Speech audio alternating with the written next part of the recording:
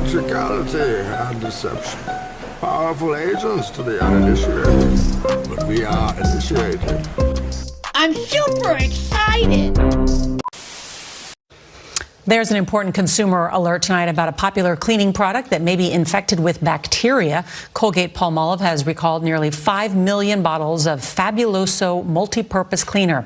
The bottles were sold at major retailers, including Amazon, Walmart. Is this label lying to you? The food may look good, but the facts will gross you out. The fecal indicator. What would happen to foods in the bakery that had passed their best before date? If it wasn't selling, we would cut the cake in half like this, and then each half would be packaged on its own, and each of the halves would have a new best before date put on it.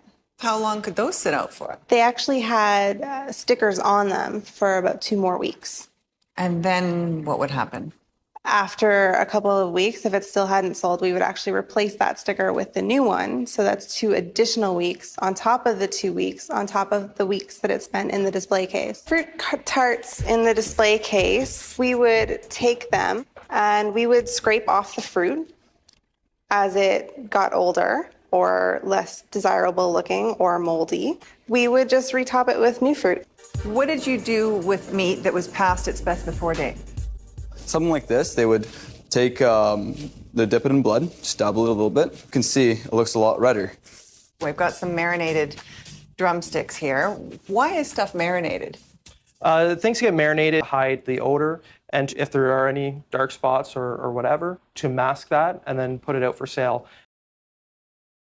This week, New York State bans laundry detergents Arm & Hammer, Tide, and Gain for recently testing above the new legal limit for a probable carcinogen called 1,4-dioxane. What is 1,4-dioxane? Well, according to the EPA, it is a man-made synthetic chemical, also known as a forever chemical, meaning that it does not naturally break down and can take thousands of years to do so.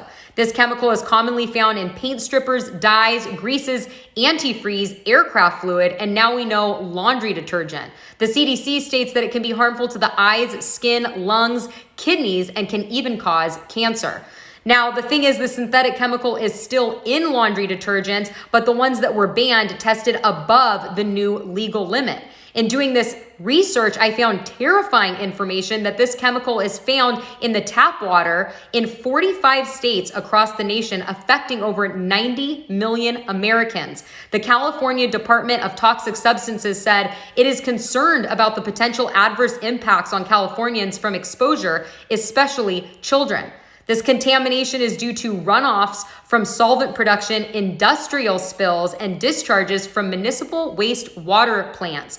No federal maximum limit for drinking water has been established, which is frightening because not only are we wearing these chemicals, we are ingesting them. Let me know what you guys think down below in the comments. Thanks. Pretty good guess why. Have you ever eaten ramen noodles? Exactly. Here's the deal. New research from the Mayo Clinic is showing that it can increase the risk for metabolic syndrome, especially for women. And that can mean increased risk for heart problems, stroke, and diabetes. But researchers say it's not just ramen. Any instant noodle products could be putting you in danger if you're eating them more than twice a week. So why are women affected the most? Probably because of BPA that's found in the packaging, which is known to mess with those estrogen levels. And a flashback for you tonight from our newscast back in 2012, and a look at what exactly happens once ramen noodles make it into your stomach. And it's all thanks to a camera swallowed like a pill. You can see the stomach contracting back and forth, trying to grind up those noodles. Striking thing about our experiment, when you look at a time interval, 1 hour or 2 hours, we noticed that processed ramen noodles were less broken down than homemade ramen noodles. And take a closer look. You can clearly see the difference between 20 minutes and 2 hours of digestion. This one study couldn't conclude that processed ramen is harmful. In fact, the study was too small to be conclusive about anything. So at last check, more research was 16 days ago, Mexico banned chemtrails and solar geoengineering after discovering a rogue climate balloon hovering over Baja, sent there by an American company called Make Sunsets without any authorization. The balloon was released in an experimental attempt to dim the sun in order to fight climate change. This controversial climate solution releases aerosol and sulfur particles into the upper atmosphere in order to reflect the sun's heat. Blocking out sunlight via particles, sulfur particles, could trigger rapid and significant global shifts in precipitation, causing parts of the planet to be flooded and other parts to be completely barren of rain, according to previous research. Solar geoengineering could even lead to more erratic and rapid changes in temperature more than we're currently used to, and sulfur specifically could cause permanent damage to our Earth's precious ozone layer.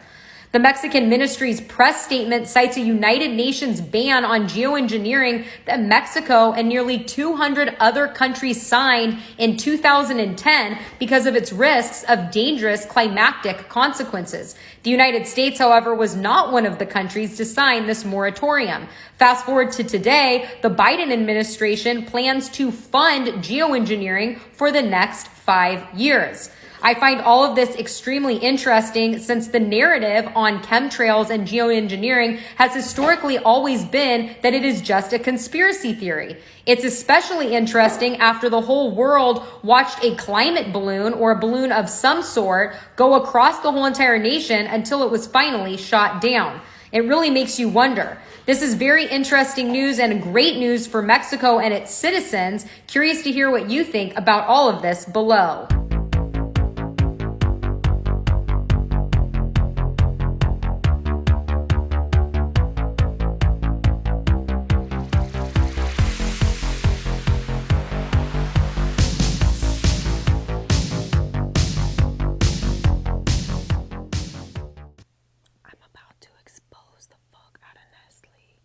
This is in regards to my other video where I'm talking about the Nestle crimes. I was not expecting that video to get as many views as it did, so thank you guys. If you followed me, my name's Angelie and I talk about this real world like conspiracy shit all the time. There is not possibly enough time in one video for TikTok to talk about all of the shit that Nestle has done. So most of us know this already, but Nestle owns a shit ton of water. Nestle owns over 50 brands of bottled water. They own Deer Park, they own Ice Mountain, they own Nestle Pure Life, obviously, they own Pellegrino, they own Poland Spring, they own Aquapana, and there's a bunch more. So I will just start by saying the CEO of Nestle at one point had said that he thinks that water is a privilege, not a human right. He said that he believes that water should have a market value just like food and everything else. So one minor thing that's fucked up about their bottled water is that they put sugar and salt in their Nestle Pure Life water, and that is solely to make you more thirsty and keep drinking it. Why the fuck else would they put sugar in the water? But the real shit is, Nestle literally wants to own most of the world's water, and they already do. Nestle bought bottling rights to most of the natural water sources in the world so that they can have control over who gets to use it. Because if communities had access to their own clean water, why would they need to buy bottled water? That's what Nestle's thinking, because they're fucked up. So yeah, Nestle bought up one of the 3 human fucking resources that literally occur naturally on the earth. They just bought it all and they're just selling it. And the other fucked up part is, Nestle could have literally fixed the Flint water crisis. The Flint water crisis was basically when the residents of Flint, Michigan didn't have clean water. They were all getting sick because the water was super dirty and contaminated. So while all of the residents of Flint, Michigan were fucking dying and getting sick from their water being dirty, Nestle found a cute little clean water source right next to Flint, Michigan. And instead of using their powers to actually do something good, they bought the bottling rights to that clean water source and then started selling it to the residents of Flint, Michigan. So while the residents of Flint were paying $200 a month for their water bill to bathe in dirty water that they couldn't even drink, Nestle was still getting their fucking money. The contrails, not the chemicals, the contrails occur because of cold air, minus 30. It takes a high altitude, around 30,000 feet plus. There's carbon dioxide and water vapor in that exhaust. That turns to ice crystals, and that's what you see, the white stream behind it. Those white crystals of ice form up, dissolve, and the smoke goes away. And it never lasts more than a minute. What we're seeing now, and I first could not believe it, And I started looking at the skies, and these are not normal. They're not natural. There's something going on. I don't know who it is or why they're doing it. All I can testify is it's not natural and it's not normal. It's got to be some outside influence doing that. Thank you. I'm here to give you testimony that chemtrails, they're not contrails, are indeed real. They're spraying almost every day. I watch the clouds and watch the spraying program going on. I want to tell you that we're in very great danger from the pollution that's coming down over us. And we've been led astray by the military-industrial complex, and they're responsible for the cloud's creation and weather manipulation programs. They're dark operations. That's why they're not out in the media. I look around and I see people are starting to look up and see them. Many times I've spoken about chemtrails, and I get this blank look on my face. What are you talking about? I'm saying, look up. As a pilot, before I fly, I look up. And so, boy, they're really out there working. When you look up at the sun and you see a white haze, that is aluminum floating in the air right now. And it's Let me say something else about water real quick while we're on topic of water. Some people say, well, I got bad water. What I'm going to do is boil the water. And because I can't afford to get this special bottle or I can't afford to get a filter, so I'm going to boil my water. That's the worst thing you can do. Boiling water, boiling tap water will destroy not only your pineal gland, but it'll destroy your whole nervous system. When you take fluoridated water and you boil it, boiled water orders from the government are the worst thing they can ever tell people to do.